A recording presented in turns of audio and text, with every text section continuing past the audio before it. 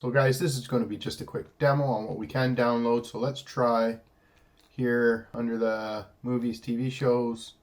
We can try an application called Pluto TV. This is a free app for free movies and TV shows. Some live TV at that also. And don't forget, check out the other ones that are available. It's going to come down to let us install. Once Pluto TV is installed, we click Done. And then we can delete the APK file because we no longer need it that we downloaded from the web page. Now let's go back to the home screen here quick and let's see what we downloaded. So if you go back to your apps and games icon, the 3 squares and a plus sign. Now we have Pluto TV, and we can again use the 3-line button on our remote. And here it says move to the front.